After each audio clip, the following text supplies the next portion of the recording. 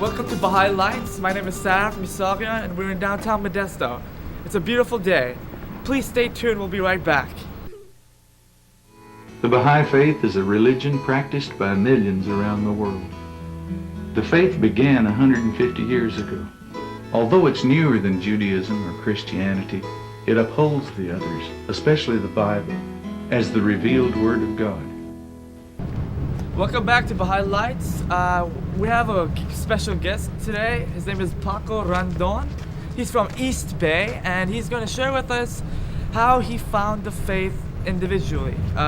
Because one of the basic principles of the Baha'i Faith is independent investigation of the truth. Hi Paco, how you doing? I'm well, man. Thank you. Good. So how did you come about becoming a Baha'i? How did I come about becoming a Baha'i? Well, my mom was a Baha'i, and so she raised me in a Baha'i family for the most part. I had a Baha'i education when I was growing up. I would go to the children's classes, and I would do some of the youth stuff when I was at a youth age. But being in this culture, I definitely got to a point where I just didn't want to associate with my parents' religion. Yeah. And I just didn't feel like it was something I wanted to be a part of for a while. I wanted to investigate stuff. Yeah. I wanted to do my own thing, basically. Mm-hmm. And I chased a lot of habits that weren't necessarily good for me. Yeah. For a long period of time.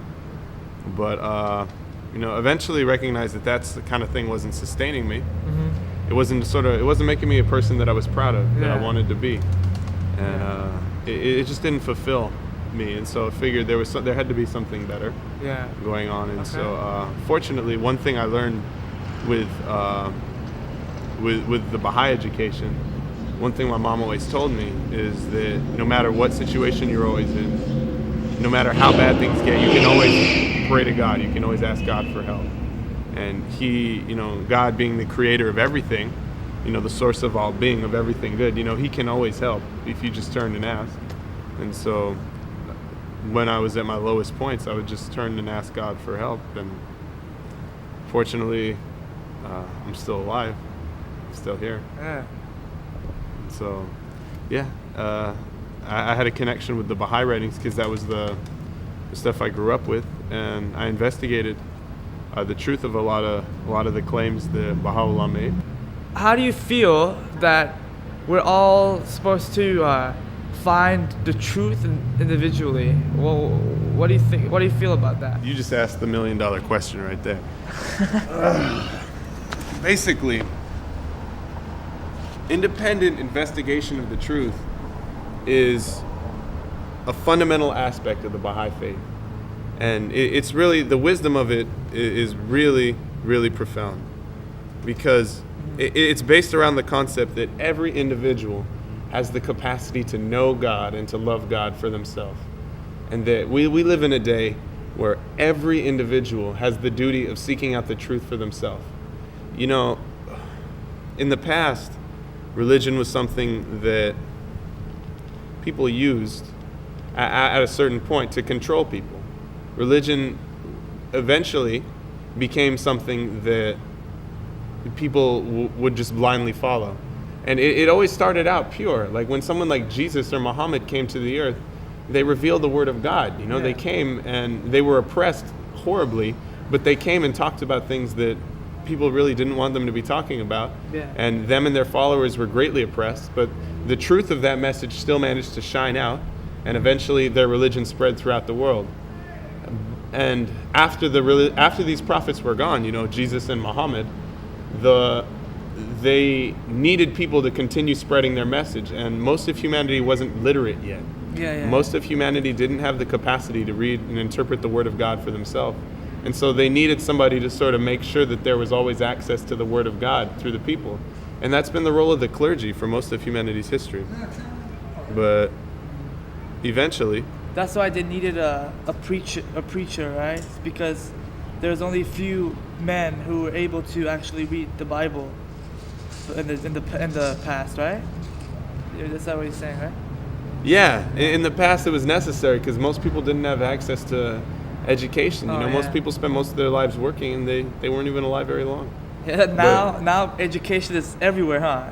Everyone knows how to read, and Yeah. Everybody has the ability to really think for themselves and recognize the truth for themselves in this dispensation. And it doesn't matter if you can read or not. It doesn't matter how formally educated you are. Yeah. Because in this age, everybody has the ability to sort of own their own faith. And so it's really the duty of everybody to investigate the truth for themselves. Otherwise, they're just sort of accepting the things that they have without really questioning them. And they're not really fulfilling their duty to sort of seek out the truth for themselves, because no one can do it for us anymore.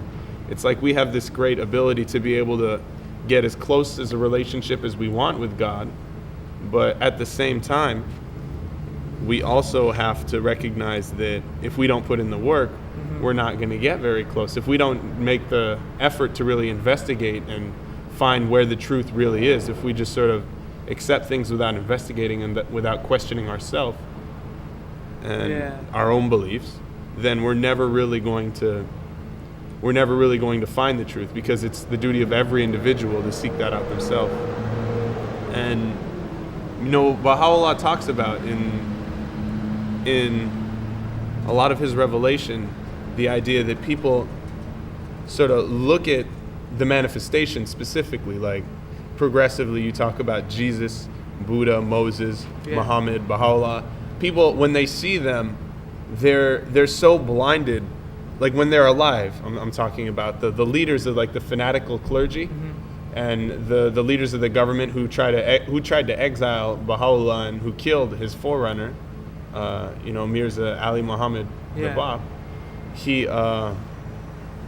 These people were so blinded by their own desires that they weren't even able to recognize the truth, that they weren't even interested what the truth was. They were more interested in what they wanted. And in situations like that, it really becomes clear how throughout history that's happened to Jesus, it's happened to Moses, where the people who are not interested in the truth sort of try to suppress that light. Yeah. But ultimately, it never really makes a difference. Yeah. Ultimately, the light of God will always continue to shine through eventually. It's just a matter of time. That's actually very interesting. Yeah. Stay tuned. We'll be right back after these messages. And now, here are some basic facts about the Baha'i Faith. The most important principle of the Baha'i Faith is oneness. Oneness is the belief that there is one God, one human race, and one faith. Baha'is believe that all different colors and cultures of humankind were created by God to live together as one family in unity. Baha'is believe that God has sent many different messengers and prophets to the human race. They all reveal the same truth, that we should love each other and live in peace. Our purpose in this age, Baha'is believe, is to bring all the colors and cultures of the human race together in unity with justice. To achieve unity, we must overcome our prejudices, which are rooted in fear and ignorance. Only through prayer and loving association with people from different races and cultures can we liberate ourselves from prejudice and achieve unity. Not only must we overcome our prejudices, Baha'is believe, but we must also begin to see differences in the human family as a source of beauty and be attracted by diversity. The Baha'i sacred writings state the diversity in the human family should be the cause of love and harmony, as it is in music, where many different notes blend together in the making of a perfect chord. For more information about the Baha'i Faith, or to receive your free copy of the Baha'i booklet, call 1-800-22-UNITE or visit our website at www.us.baha'i.org.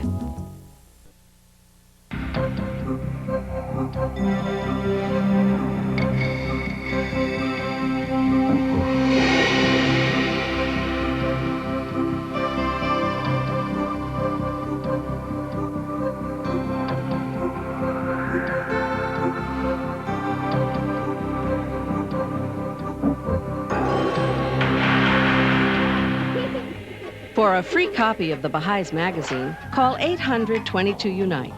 The magazine is filled with articles and photographs of Baha'is working to create a better world.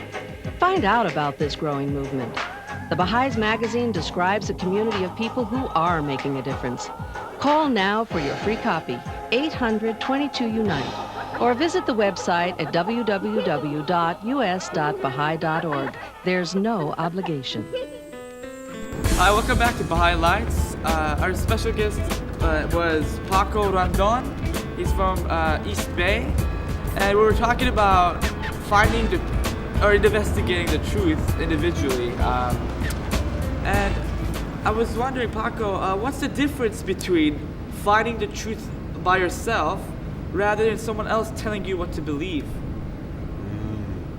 It's a really good question. You know, honestly, it's not something that any like normal person can claim they have all the answers to. But generally speaking, as we investigate the truth, you know, a lot of times the truth succumbs to, you know, expectations of like other people or just a sort of obedience to a specific sort of tradition or cultural sort of expectations. But in general, the truth itself is defined, in my understanding, as sort of something that comes from God and will always be true, irrefutably, no matter what different frame of lens you look at it through. But a lot of times it's really difficult to be different and to do what you think is right, what you think is true, regardless of what other people think or what social expectations are, or I mean, just what people are going to be saying about you. Because honestly, we talk about this all the time in our culture. Like, yes, we value being different. We value individual sort of identity. But in reality, we don't value that at all. We have a very specific criteria of the way people are expected to behave. Whether it's in the way in which we purchase things, we're expected to purchase things constantly. We're expected to go through a very specific, you know, pattern of education and then employment and family sustaining. And if we don't really do that, then the system really doesn't have much room or time for you. You're probably going to suffer. And if you don't, and the religious practices are pretty much the same way. You know, we're kind of expected to partake in this congregational aspect of religion and sort of obedience to old institutions. And if we don't participate in that, a lot of times it's different and people think it's weird. And it's definitely not easy to break from tradition and to independently investigate what the truth is, but for somebody who's truly investigating, you know, it's very clear that the systems of the old world do not work. Whether it's the judicial system, where I could go to court and if I don't have enough money, I don't know what the result is going to be if I can't pay for a good lawyer. And just like if I were to go through education and not sort of have the right skills to fit in with the discipline system or to do some of the administrative stuff, I probably wouldn't get through the system and go to college. Or if I go to the prison system, there's no way of telling how long I'm going to be in prison. Or if I elect a politician, there's no way of knowing if the politician is going to, you know, make an effort to really fix anything. I mean, all these systems that when we look around, they haven't been working right for a long time. They've just been getting worse and worse.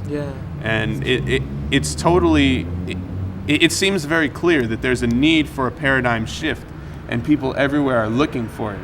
But it's not easy to restructure your worldview in such a way where we realize, okay, the world around us is pretty much, it needs to change drastically, not just a little bit where maybe we'll start buying different things, or maybe, you know, corporations will start being nicer to each other. No, it really needs to change in the way which people talk to each other and the way people think about each other.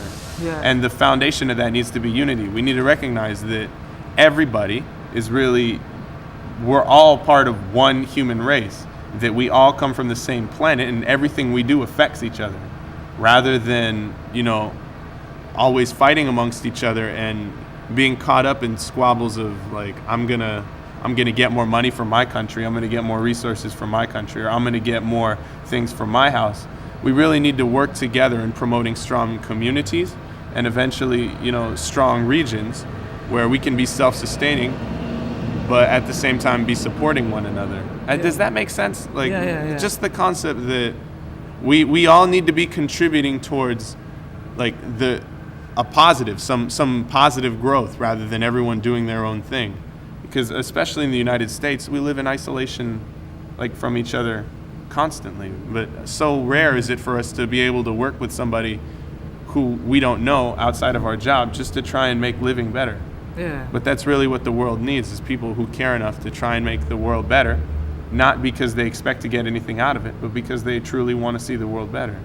That's why, you know, Baha'u'llah says the betterment of the world can be accomplished through pure and goodly deeds, through commendable and seemly conduct.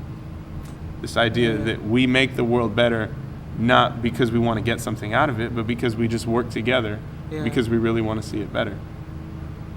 And as we could see around the world today, most of us are looking for that, right? I mean, we all have that need of change, but most of us don't understand or can't comprehend how to do that, right? It's really, it's pretty clear to anybody who's growing up in the world today that there needs to be a drastic change. I mean, you can look everywhere and see injustice.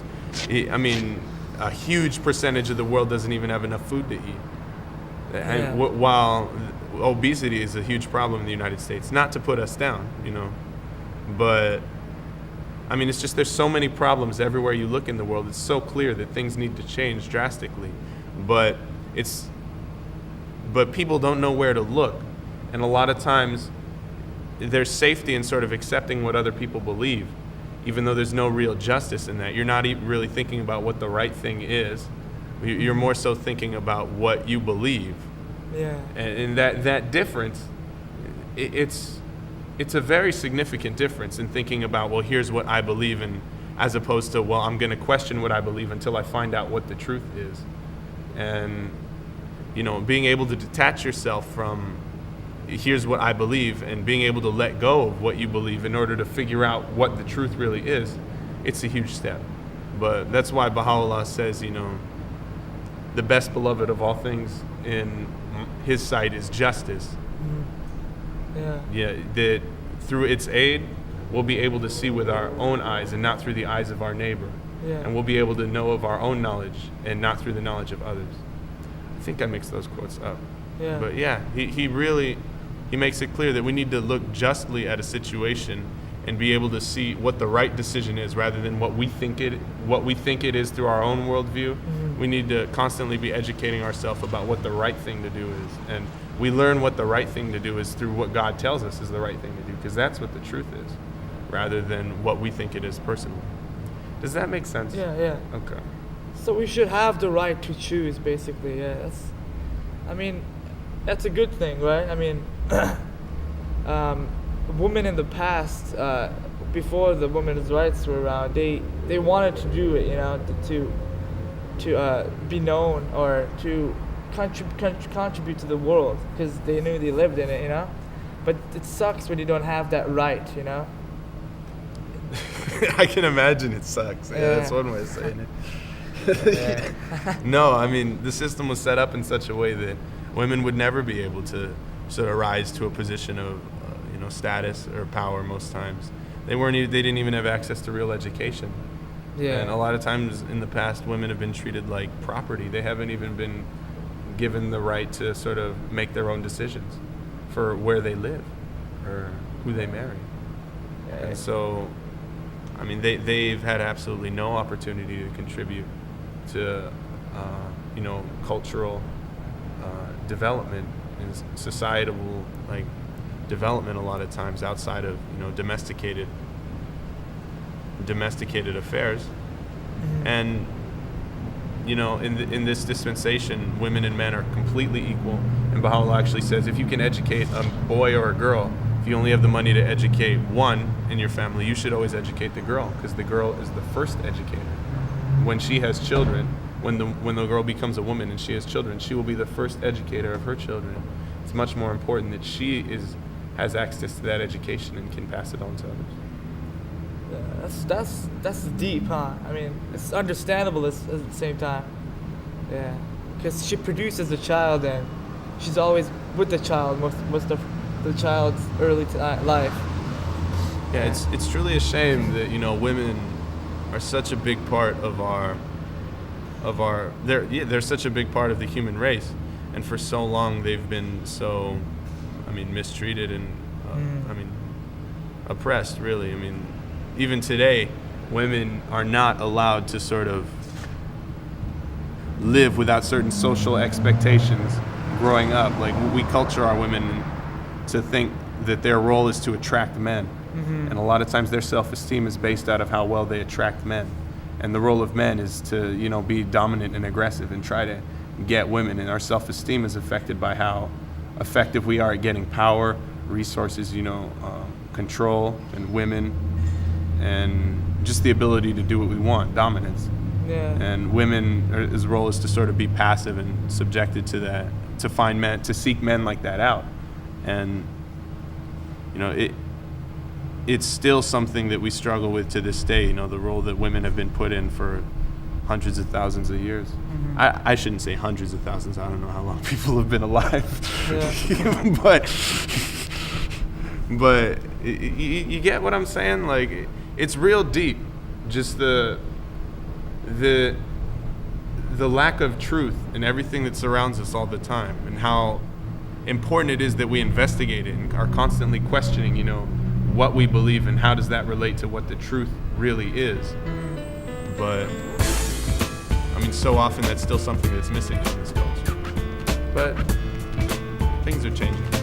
Okay, please stay tuned. We'll be right back after the break. Thank you. Millions of people of all races and religions have visited the United States Baha'i House of Worship. It's located just north of Chicago. We extend a warm invitation for you to stop by when you're in the area. The House of Worship is open 7 days a week with worship services every Sunday morning. For more information, call 1-800-22-UNITE.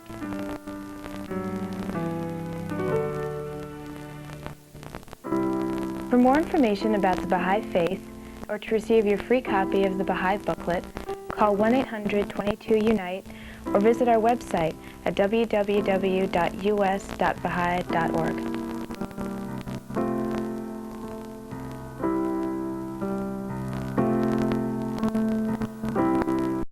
Here are some more basic facts about the Baha'i Faith. The sacred writings of the Baha'i Faith state that God has created each of us to be a noble being, and that we've been created with the spiritual signs and qualities in the image of God. We have within us the ability to know and love God and to reflect divine powers through righteous deeds. Baha'is believe that only through living a spiritual life of loving kindness towards others can we achieve true happiness. Service to humanity is regarded by Baha'is as the highest and most noble way of life. We can serve others through any profession or trade, if our motive is to help others. Baha'is are found in all walks of life and in every profession, because they are encouraged to discover their talents and powers and develop them to the best of their ability. All trades and professions can be practiced with nobility, Baha'is believe, if our motive to serve is pure and our deeds are compassionate. For more information about the Baha'i Faith, or to receive your free copy of the Baha'i booklet, call 1-800-22-UNITE or visit our website at www.us.bahai.org.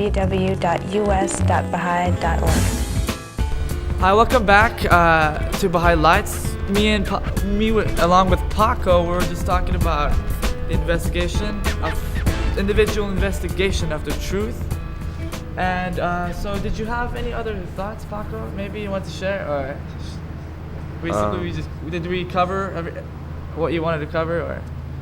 Basically just that, it's really incumbent upon everyone in this day that we investigate the truth for ourselves, because as we continue, there's more and more pressure to try and get us to sort of accept views without thinking about them. Yeah. But more and more, it's becoming increasingly important as we see the world around us sort of disintegrating, that we really look for that truth and hold on to it when we find it. At the same time, not being afraid to sort of ask questions and go deeper and deeper, but also being ready to recognize that truth when we see it, and praying to God that we're able to get wherever we need to be. Something I think we can all do. Oh, okay. All right, well, thank you for sharing. Thanks for having me. Thanks for joining us for Baha'i Lights. I'm Sarf Misaria.